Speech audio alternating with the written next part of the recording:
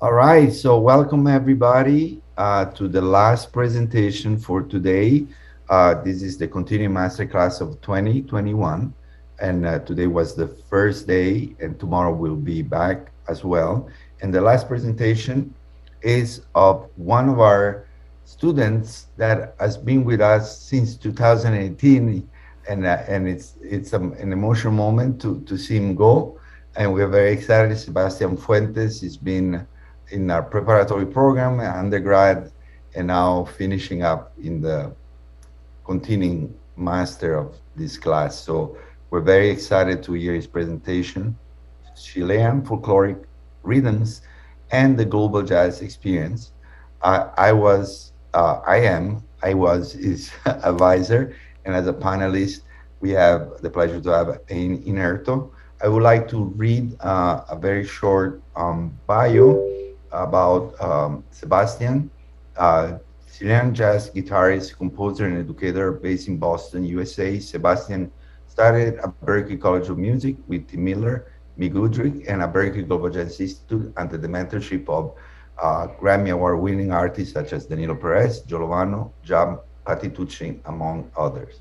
And again, Sebastian, we are ready for you, and we're very, very, very happy to have had you all this time with us. So now is your time to finish.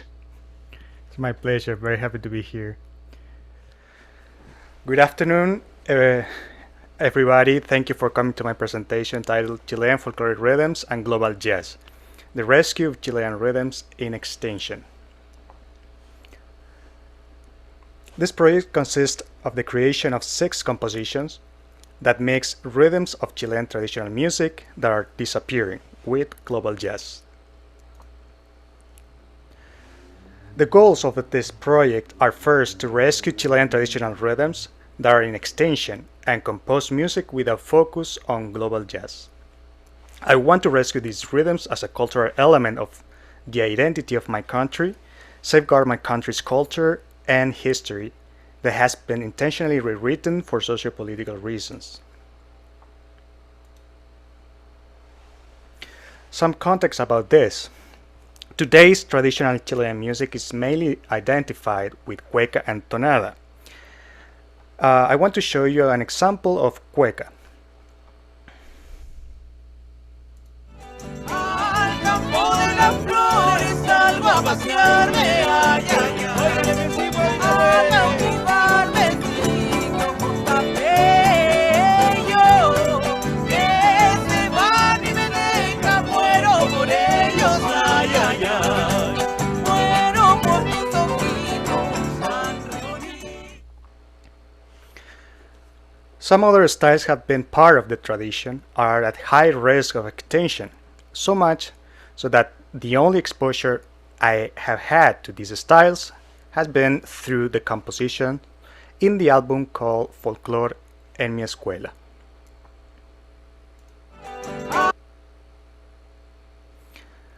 My personal experience. Folklore en mi escuela was a project that compiled these styles. This album is shown in elementary school. Usually this album is the only exposure that Chileans have to several of these styles, a one-time experience throughout our entire lives. In my own experience, I was never taught on how to play any of these styles. I was feeling that as a Chilean, I was not knowing anything about the music of my own country. And this is told from the perspective of musicians. It is not difficult to imagine that for any other person, any approach to this music is basically impossible. Theories on why this happened. According to Doctor in Musicology Juan Pablo González, the practice of these rhythms was declining in the 1930s because they didn't represent modernity. People were moving to the city, and they adopted new urban and modern styles instead. Then, in 1973, the military dictatorship undermined any attempt at musical recreation. some attempts to revitalize these styles. Styles such as refalosa, ren pericona, and cirilla were mostly remembered by peasants when they were collected by Chilean folklorists in the 1950s. These styles became the formal supports that sustained the development of three new styles in the 1960s and 70s. They are neofolklore, la nueva canción, and el canto nuevo. Through the propaganda of the far-right dictatorial regime of Augusto Pinochet, many of these styles that were being rescued during the 1960s and early 70s were censored and manipulated.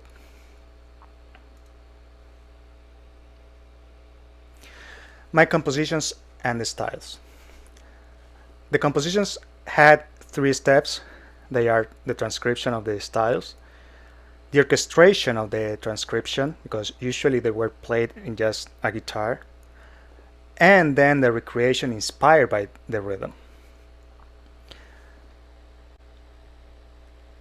I felt a need of rescuing these styles and revitalize them. This project will be a way of showing that these styles can still exist and that Chilean composers can recreate them. I would like to show to you next how I use these rhythms and how I use several of the compositional techniques I learned here at the Berklee Global Jazz Institute. Several of these rhythms were played with a guitar only. So composition number one is based on a rhythm called cachimbo. Here you can see a transcription of the basic pattern, and I would like to show you how that sounds.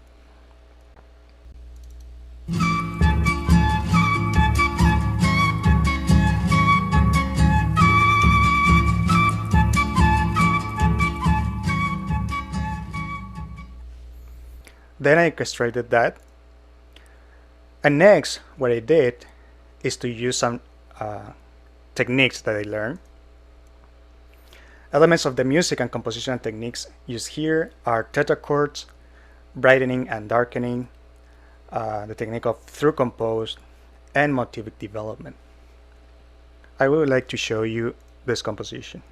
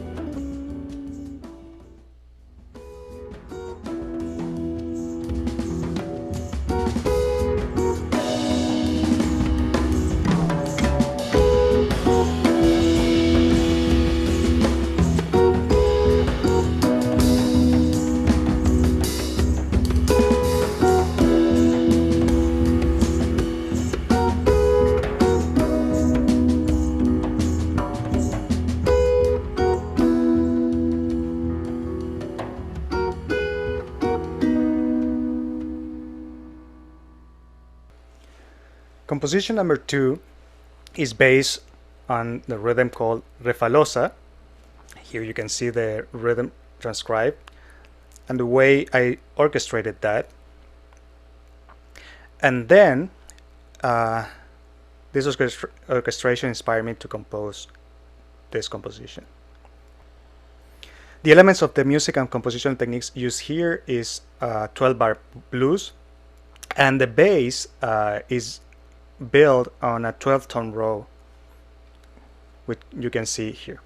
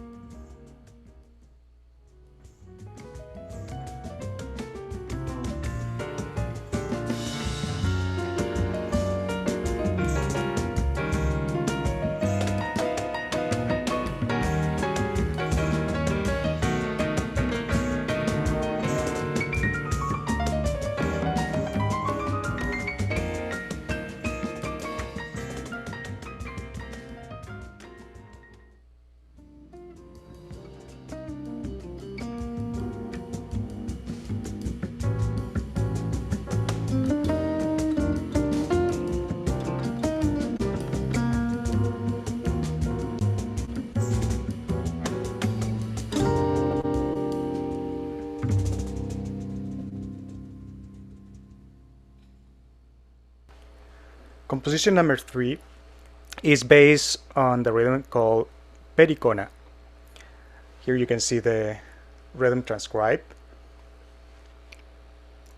This rhythm sounds like this.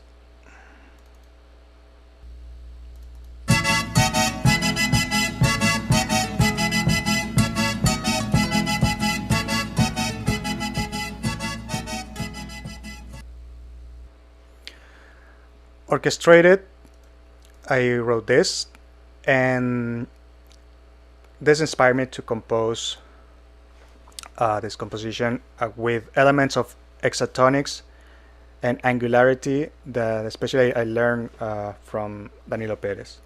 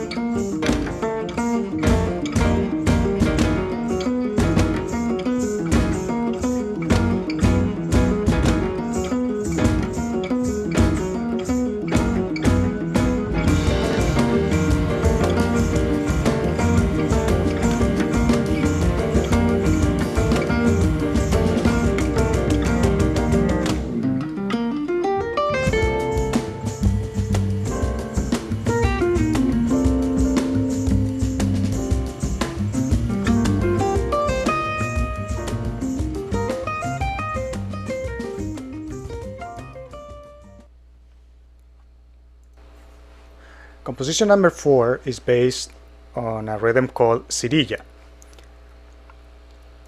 I want to show you this rhythm.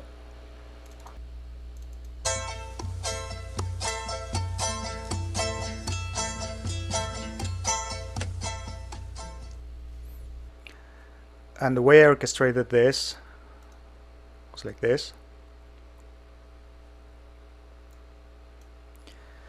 Then the elements of music and compositional techniques I used in this composition were a focus on tetrachords, and those tetrachords working in the context of augmented sound.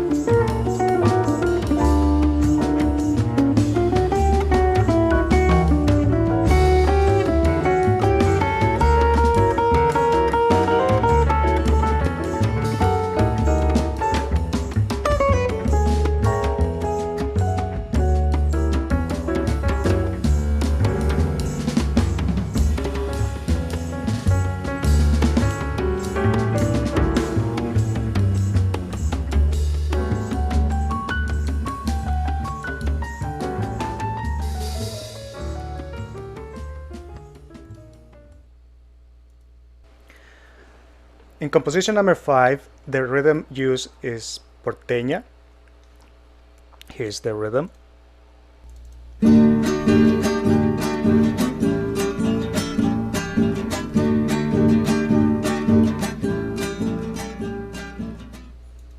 The way I orchestrated this was like this.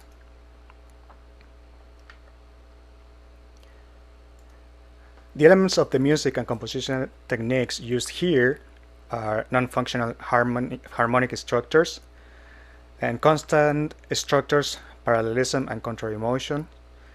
These structures I learned from ein inserto, and this is the composition.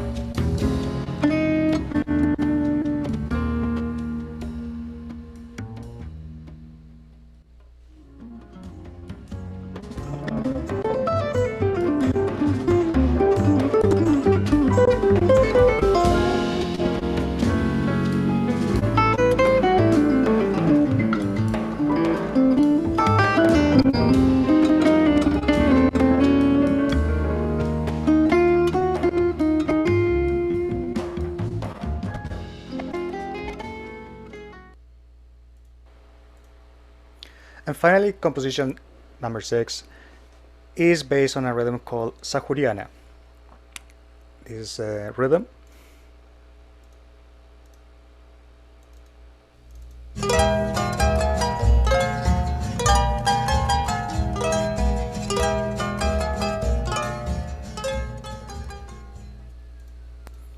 This is the way I orchestrated Sahuriana. And the elements of the music and compositional techniques used here are a 5/8/4/4 pattern that I learned from Jerry Leake, a triachromatic approach, and this is the composition.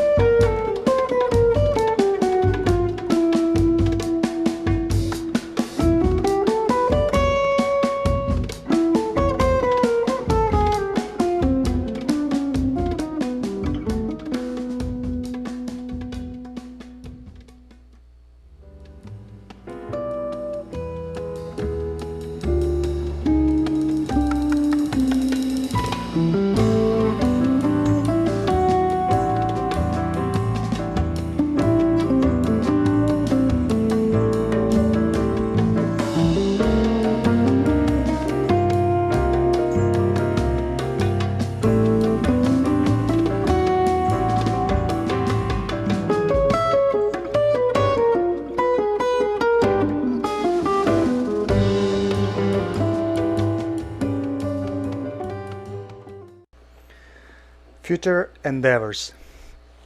This is part of a larger project which will be executed in the next years. After this project, I would like to publish a book with the Chilean rhythms I have transcribed. This project will be released as an album as well. I want to publish an educational book showcasing the compositional techniques used in this project. I want to release an app and a website that show this work. And overall, I want Chileans, musicians or not, to have an easy access to these new resources. This concludes my presentation. Thank you very much. I want to thank especially Artistic Director Danilo Perez, Managing Director and Advisor Marco Piñataro, all the artists in residence, Professors Patricia Perez, George Garzon, Jerry Leake, Bruno Raberg, Alan Chase, Erini Tornesaki, Chase Morin, Nadia Washington, Edmar Colon, Ain Inserto, Alain Mallet, Tim Miller, and Daniel Babai. And of course, my ensemble who recorded in this project, Jeremy Akaiwa on piano, Noam Tanzer on bass, George Lernis on percussion, and Matt Gershon on drums. Congratulations, Sebastian. Thanks so much. Wonderful presentation. And I would like immediately to jump into the second part and ask your panelists and Inserto for any comment or question. So congratulations, Sebastian. It's always a pleasure to hear your work and to see where you've gone since you came from the undergraduate program, and to see how your music has grown. And I love what you're doing, and the fact that you're really trying to, preserve or at least explore what you can preserve from your country and culture, and to educate folks about it, but also bring it into this modern world. And I think that's fantastic. And of course, have always enjoyed your composition. So thank you. This is much more entertaining than it is necessarily even just educational. So that's a real pleasure for me to be here with that. One of the questions that I do have for you is the fact that the focus right now is on the rhythmic aspect. And I was just curious as to whether you were going to explore perhaps melodic aspects of the future, or maybe not so much harmonic, but in the ways that you can even incorporate that further. So, well, in this case, it was the work of research first. The transcription, like literal how I was hearing these styles on paper, and then what happened is that I orchestrated that. That was the second step. But then it was that inspired me. That gave me like the resources of, because usually these styles are not played by these ensembles. Usually it's just a guitar. Actually, a lot of these styles come from the countryside. And as I said in the presentation, what happened is that when the city started growing, a lot of people started going there. So these rhythms started getting lost. They were not part of the city anymore. Um, so yeah, that's the reason why it was played mainly by peasants in the countryside with just a guitar, just a charango, and so it was a challenge to imagine how this would sound with a contemporary ensemble.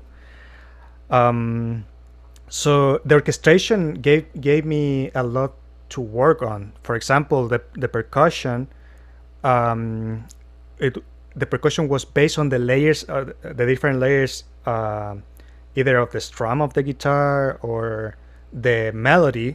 Sometimes the percussion was playing the melody, but as a rhythmic pattern. Um, so it was very fun to put the pieces of the puzzle in this ensemble. And then the final step, the composition, that was mainly inspiration by what I did before. Sometimes it wasn't too literal, but it's still the essence, most of it. So and that I learned from you, the generated material first, and then taking from there for the composition, and that worked a lot. For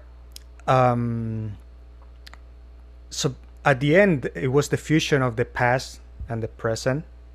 um, I think this work can also or this method that I want to publish as a book as well, can show that this can be done with anything. I did it with to safeguard these rhythms that are almost extinct, but I feel that I can show through a book. Look, you can take this rhythm, or you can take it could be anything, could be a sound, generate the material, and this is the way I did it. So probably that can inspire new generations.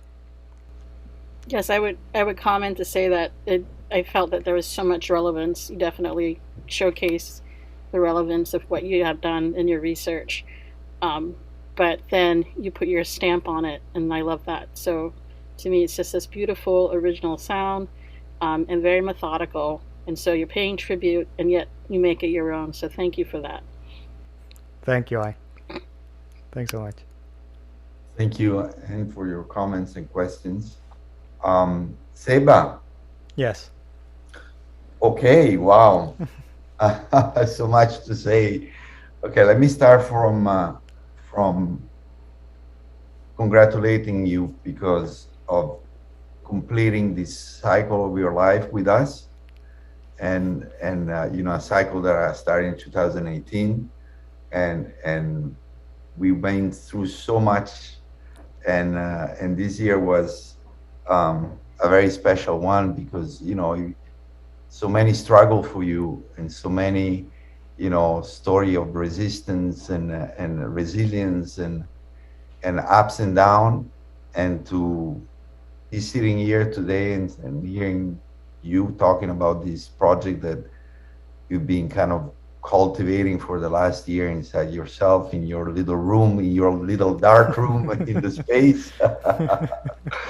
I had to tell you, I feel very emotional because especially in this last semester, we met every week, and some week you had nothing, and the other week you had all these questions, and the other week it was like, oh my gosh, and so I feel very proud of you because there's a story of struggle and victory at the same time, and everything you showed here shows the strengths of your character, and the depths of your talent. And now going inside your research, um, because this is something that from the first time we talk about it, you had such a clear vision. Like you still didn't know how the music's gonna sound. You still didn't know what if the composition would come, but you really knew that you wanted to have this educational. There was a very specific reason why you embarked this, and so I feel that because of the length of the presentation is only 20 minutes, you did do so much research, and a lot of this research was left out just because we could not include everything. I think a big part of this project. And now let me tell you, you're the third Chilean graduate student that we have in the institute, and the third Chilean student that has a C based on Chilean music. But you're the first one that talk about all of these styles that were completely or they're like nearly extinct. And I know this was one of the big reasoning, you know, and motivation for you to do this. So I know we had to leave a lot of information out, but I would like for you to talk a little bit more about it, because I think this is really at the foundation of what you're doing from an education point of view and from a cultural point of view.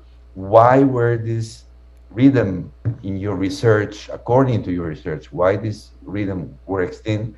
And then if you can even dig even deeper into your compositional process, you really kind of like try to make this translation into a global jazz aesthetic, but trying to maintain all of the elements of this style. So that's my question for you. Thank you, Marco. First of all, saying that I'm deeply grateful for being here. I'm so happy. I feel really privileged. Um, it's a real privilege to be here today, and yeah, thanks so much for your words.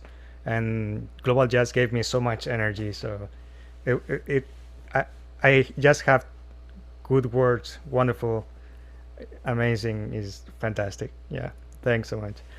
And for answering the question, yeah, I had to research, trying to understand why this happened. Why, as a Chilean, there are folkloric style, folkloric rhythms that are Chilean, specifically Chilean, but Chileans don't know about them. And that happens for several reasons. As I said before, we have two main styles to export to the world. It's kind of the national treasure we have, the national image, the landscape we have is cueca and tonada. But that has a story. And several times through my presentation, I was talking about manipulation due to social political reasons.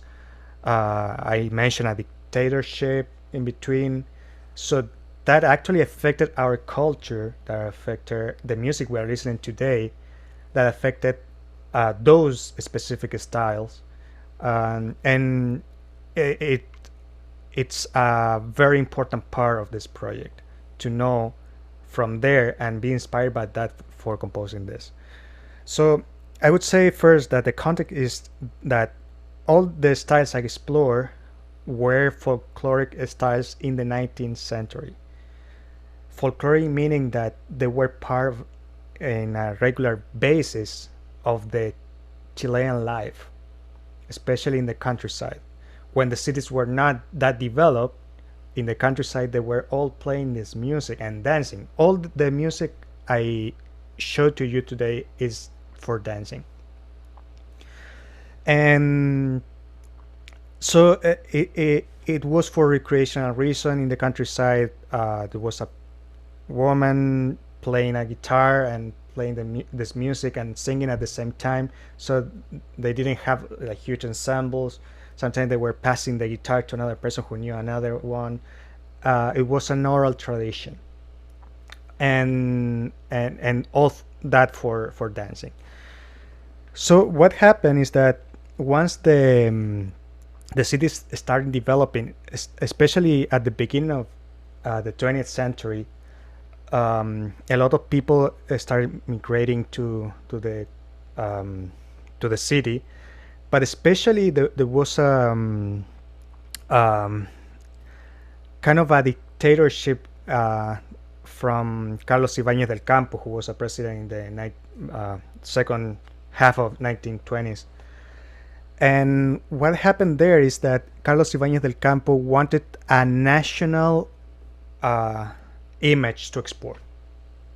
So that national image was cueca, was a specific style that was selected for um, showing this Chileanism. And that's the first thing that happened. So that's why cueca kind of stayed. It was between those styles, but it stayed because it was selected by the government, whereas the other styles were not. So the huge impact for that music that started getting extinct was the first half of the 20th century. Then some people were worried about that. Actually, they wanted to know more about this music because this music still kind of existed in the oral tradition. Like some people only knew this music. They were not. That music was not written. So you needed to go to specific places to know about that music with a specific person. And during the 1950s, when these styles were also, almost extinct or even extinct, there were folklorists and musicologists and people interested in knowing more about this music who started actually traveling throughout the whole country. And they went to the countryside to know and they met a specific person. And some of those people were getting like the last technology for recording and trying to get that directly from them. That was mainly 1950s. 1960s and 70s was a special time for our country because it was we had a person who wanted to be a president and started this campaign of the left side of the country for the first time, a government who was going to be worried about the working class. And from that, several ensembles started supporting this this campaign, and a lot of that music was based on the research of the 1950s, on the research that folklorists did in the 1950s. So 1960s and early 70s was a natural, organic way of taking that research and started composing new music. They were actually composing new music.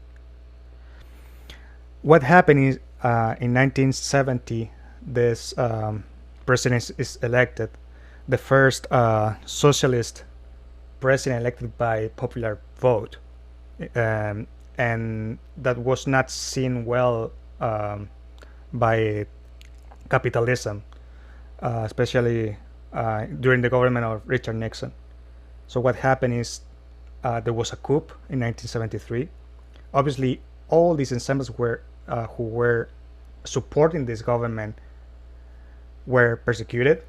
They were exiled, and there was no possibility of continuing that path anymore. So any attempt that was happening during the 60s and 70s was suddenly stopped. We didn't have that music anymore. And what happened is that again a dictatorship actually took cueca, but this time cueca, since was the exportation image of Chileans, was manipulated, was clean, because cueca actually comes from from the poor, from the kind of from those houses, that men go, and so it was all clean. Was okay. That doesn't have that origin anymore. It's going to be based um, on these animals dancing, and they're not going to even touch each other. You notice when I was showing Cueca, it was very intimate, right? It was very close. That's the original Cueca. That's is danced, and it's very close, very intimate. It's trying to flirt with the person.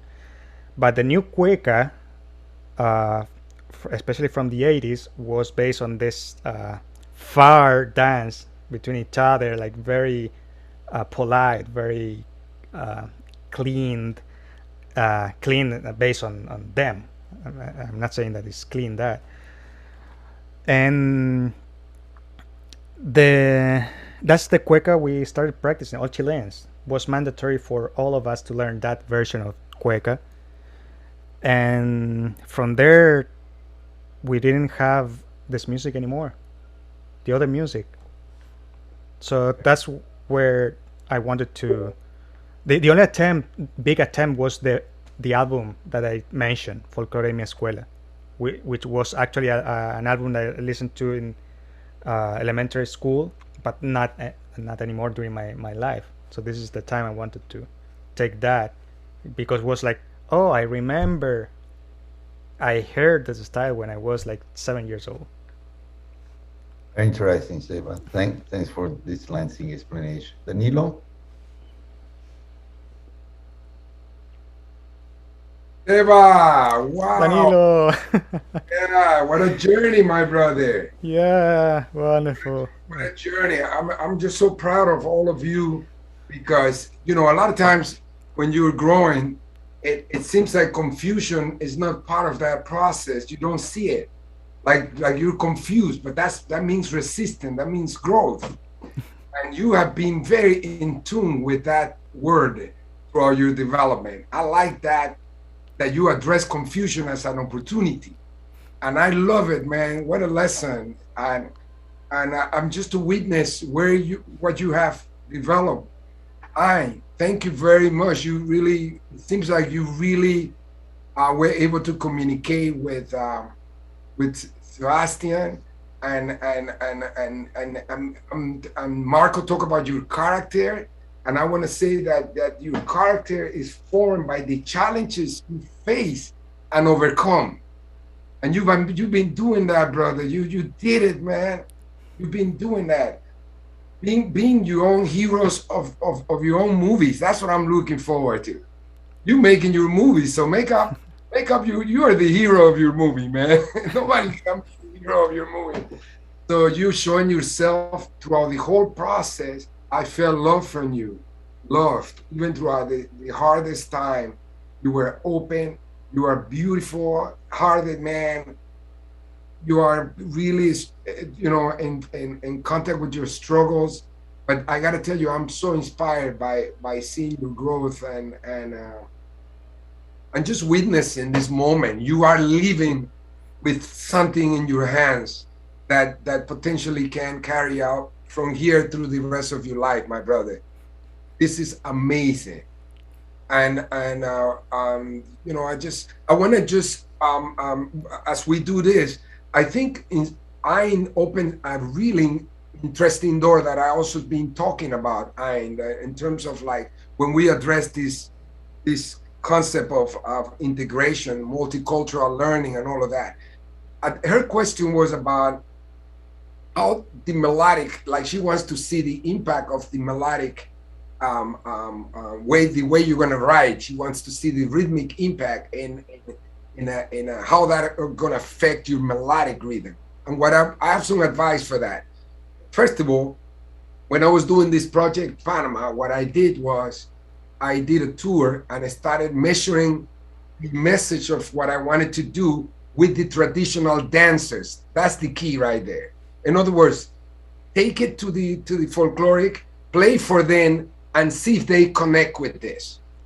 they're gonna be your greatest ally and teacher in this.